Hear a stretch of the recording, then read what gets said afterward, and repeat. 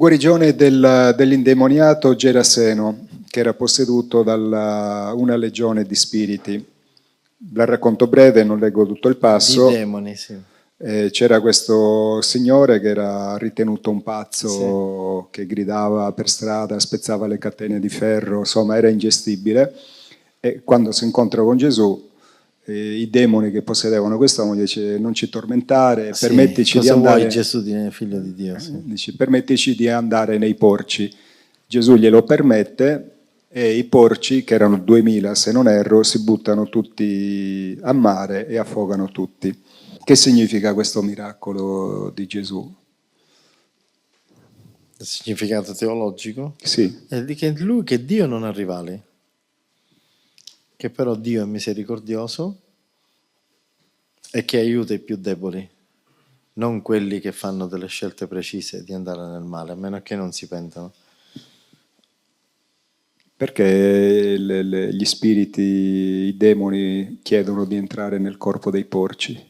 Per non essere annientati, perché se tu li scacci loro vanno subito, ritornano negli inferi, ma negli inferi devono tornare purificati a loro volta, quindi termina la purificazione nel ciclo del possesso che avevano in corso. Se dovevano possedere quell'uomo fino alla morte, dovevano possedere qualcos'altro affinché ritornassero negli inferi al servizio di Satana purificati, e quindi Gesù gli permette di terminare questa possessione nei maialini, che non è quella povera persona.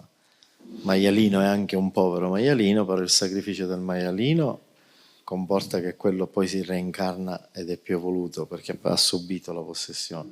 Cioè i maialini hanno subito la possessione, si suicidano e si incarnano in un essere più evoluto. Invece quell'altro l'ha posseduto, ottiene la libertà di spirito e diventa seguace di Cristo. Quindi questo istinto della bestia di buttarsi subito, cioè di fatto di suicidarsi, era per liberarsi da questo tormento, sì, perché non sopportava quel tipo di possessione. Sì, certo. Infatti il mio dubbio era, cioè, comunque questi demoni chiedono a Gesù di non essere tormentati e chiedono il permesso di entrare nei porci e i porci si suicidano. Per loro è un tormento, no? Certo. Cioè che loro vorrebbero purificarsi e utilizzare quel poveretto. Sono costretti, cioè, non ci rimandare all'inferno con le mani vuote. Facci finire il ciclo almeno in quei porcellini, e lui lo consente. Quindi quell'atto comunque il demone lo chiede perché era cosciente di questo. Mazza, che chi aveva davanti soprattutto era cosciente, certo. Perché se no, visto così, dice: ma cosa hanno ottenuto?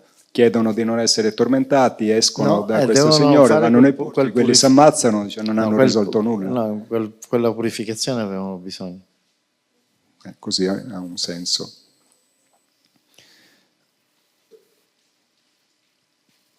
Infatti dopo questa persona liberata da legione va in giro a gridare a tutti della liberazione che Gesù gli aveva fatto.